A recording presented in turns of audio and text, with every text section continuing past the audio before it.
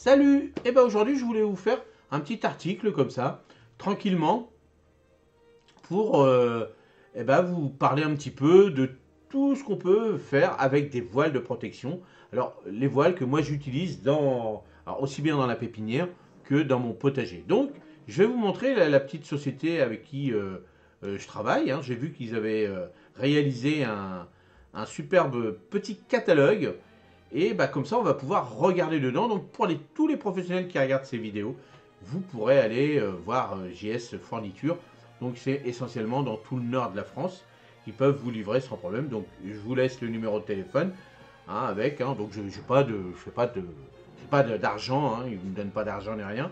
C'est moi qui ai décidé de faire ça surtout pour vous montrer, vous voyez, vraiment des produits de professionnels que vous pouvez retrouver dans d'autres petites jardineries aussi, peut-être dans les jardineries gamme vert qui livrent aussi des agriculteurs. Vous pouvez arriver à trouver ce genre de produits de haute qualité. Ça, c'est important pour nous.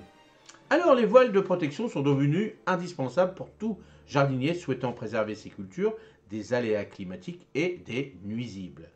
Ils offrent une barrière efficace contre le gel, la grêle, le vent, les insectes et les oiseaux. Mais avec une telle variété de produits disponibles, il peut être difficile de s'y retrouver.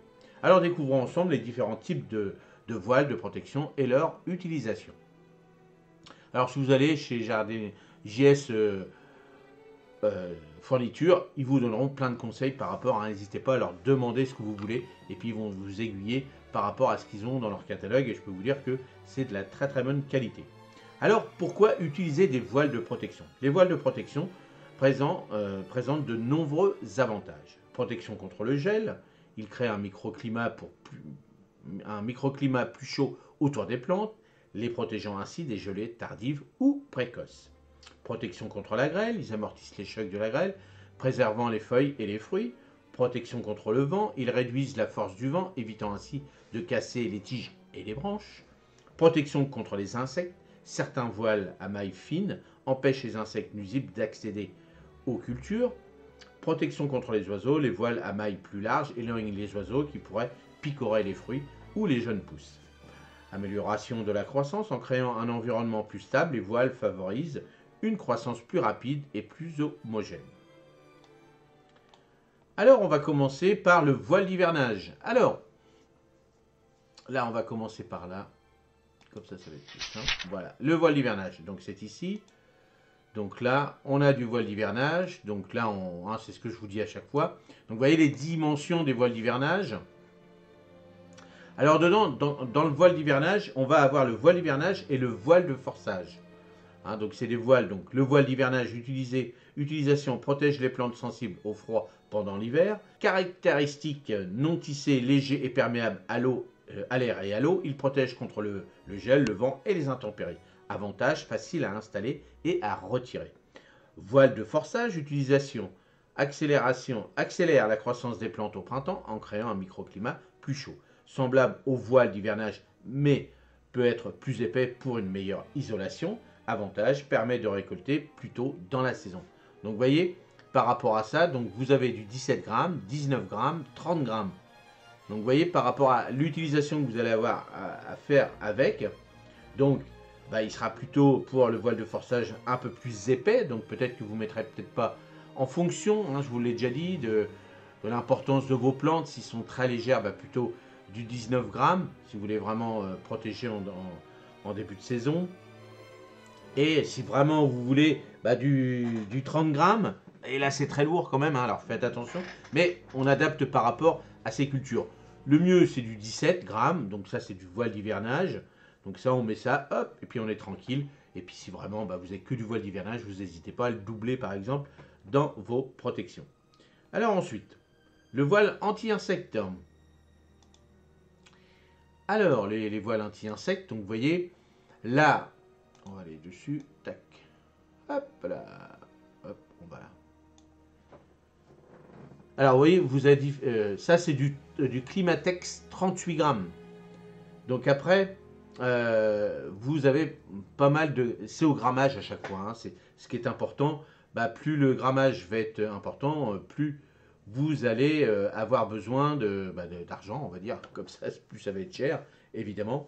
Donc, vous voyez, là, on dit filet dont le but premier est de favoriser les conditions climatiques, intenses, effet brise-vent, hautement de la température, se pose directement sur la culture ou sur les arceaux, et effet anti-mouche des semis, papillons et insectes de grande taille. Là, vous voyez, là, se pose directement filet bio, donc lui c'est du 43 grammes.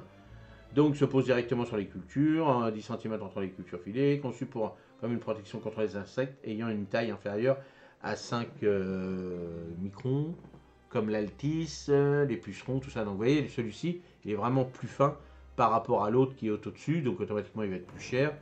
Et là, hop, là on a un plus petit, 17 grammes, donc pour les papillons, les alcis, tout ça. Bon, à voir en fonction de ce que vous voulez mettre par rapport à votre...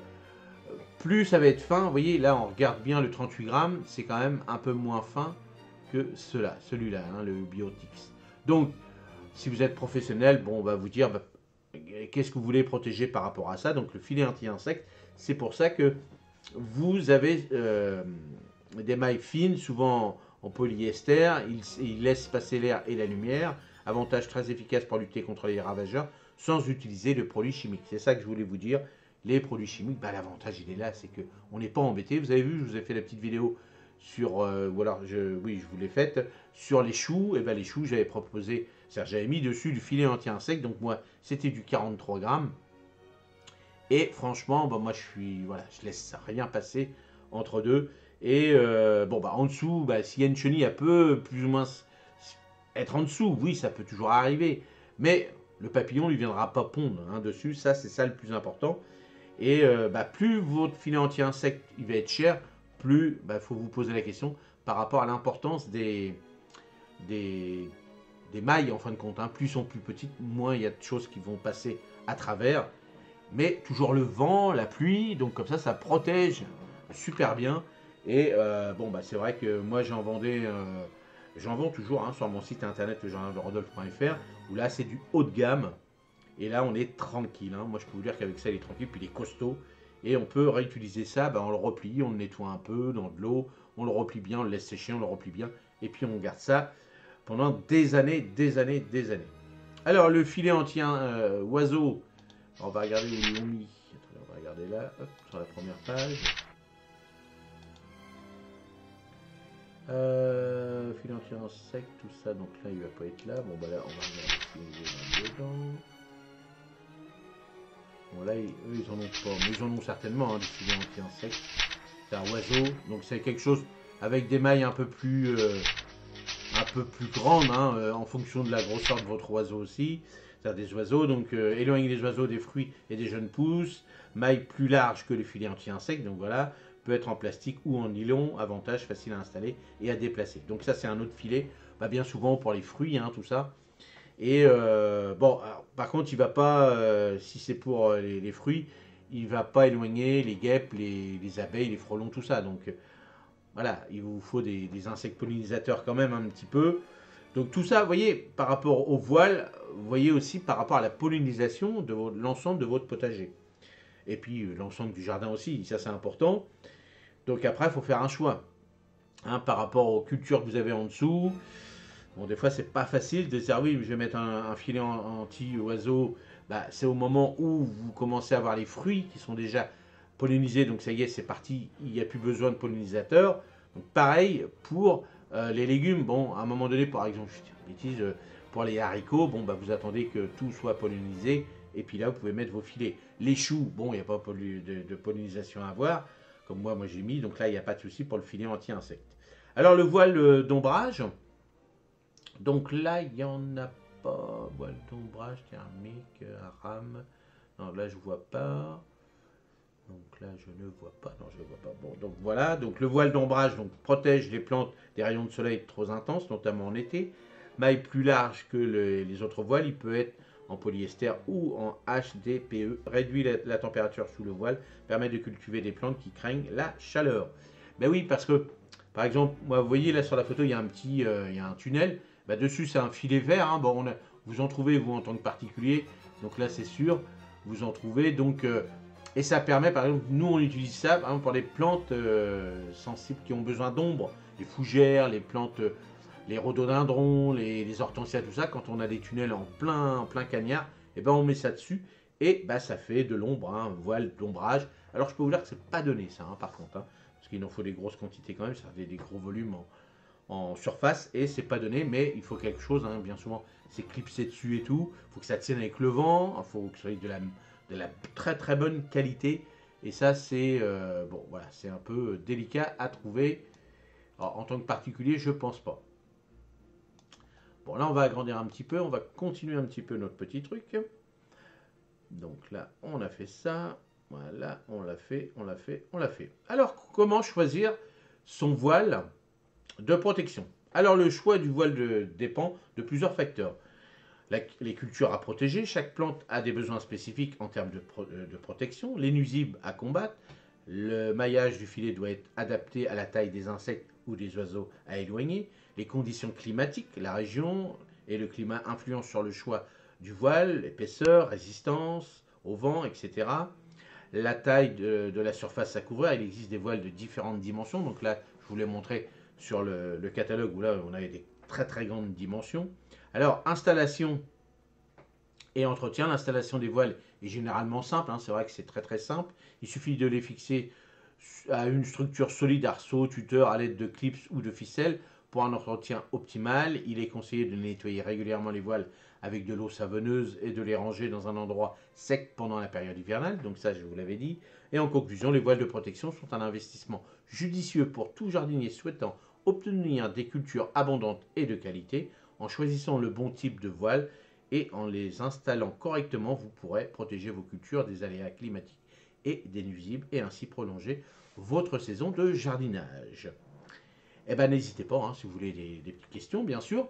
Donc, ce que je vous dis, le plus important dans ce genre de voile, eh ben, c'est qu'on évite aussi de mettre des produits chimiques, hein, comme mes choux. J'ai pas besoin de mettre des produits, des machins pour éloigner ou tuer les chenilles. Là, j'en ai pas eu. J'ai quelques trous dedans, mais c'est vrai que c'est surtout les escargots, je pense, qui sont venus. Mais ouais, ils ont été bouffés un petit peu, mais c'est pas grave. Hein, ça, le plus important, c'est que le cœur reste propre et que je ne sois pas infesté de chenilles partout, comme certaines années, des fois quand j'oublie ou autre, et ben ça peut arriver. Par exemple, dans ma pépinière, des fois ça arrive. Bon, là, je coupe tout à ras, mais là, je peux par rapport à des plantes aromatiques. Des légumes, on ne peut pas couper la tête des choux, ça va pas repousser, ou ça va pousser, mais ça ne fera pas des bons choux. Des choux bien paumés. Donc voilà pour ce petit format de voile, hein, ça vous donne une petite idée un petit peu des différents voiles qu'on peut avoir. Et puis n'hésitez pas si vous voulez d'autres renseignements. Mais le plus important, hein, c'est le voile d'hivernage. Hein. Ça, c'est important. Un petit P17, bon, c'est ce qu'on trouve partout. Du P19, c'est un peu plus costaud. Du P30, c'est vraiment pour vraiment bien protéger. Bon, le mieux pour vous, P17, bien entretenu, bien nettoyé, ça va. Attention quand vous les lâchez sur les côtés, avec des planches qui n'aient pas de clous ou des trucs comme ça, pour les déchirer. Bon, un P19, c'est beaucoup plus cher, bien sûr. Un P30, c'est encore plus cher. Mais bon, voilà. Un petit voile d'hivernage, un petit voile anti-insectes, ça c'est pas mal. Après, pour les filets anti-oiseaux, si vraiment vous faites des petites choses comme ça, mais bon, à voir. Mais voilà, moi je dis déjà un voile d'hivernage, un anti-insecte, et c'est déjà pas mal dans la gamme. C'est vrai que l'anti-insecte est très cher, mais on est tranquille, on peut le laver proprement, le laisser sécher, le replier. Vous le mettez, vous savez, dans des petites boîtes en plastique, parce que dans des cartons, des trucs comme ça, il peut être bouffé par comme le voile d'hivernage, pareil, par les rongeurs. Donc vous achetez des petites boîtes en plastique là qui se clipsent là, ça vaut pas très cher. Vous les séchez bien, ça c'est important pour pas qu'ils moisissent, et vous les clipsez dans ces boîtes et comme ça là vous êtes tranquille avec les nuisibles si vous mettez ça dans des bâtiments où vous avez ce genre de petits nuisibles. Moi c'est ce que je vais faire dans mon autre bâtiment parce que ça commence à arriver aussi et quand on voit le prix des voiles, les souris sont gentils, ils feront leur nid ailleurs, ou les rats aussi. Allez, merci et n'hésitez pas à poser des questions dans les commentaires, j'y répondrai avec plaisir. Et moi je vous dis à la prochaine vidéo. Salut et merci encore aux membres qui participent financièrement à cette chaîne. Et si tu as regardé cette vidéo et que tu n'es pas encore abonné et que ça te plaît, n'hésite pas à t'abonner puisque vous êtes 70% à regarder mes vidéos et que vous n'êtes pas abonné. Et le petit challenge cette année, c'est d'arriver à 10 000 abonnés. 10 000, ça y est, c'est fait, merci. C'est à 100 000, on est déjà à 91 000. Et le but, c'est de se faire un petit challenge avant la fin d'année. Et je vous remercie à tous ceux déjà qui sont abonnés et surtout les non abonnés, abonnez-vous. Allez, merci et à la prochaine. Salut!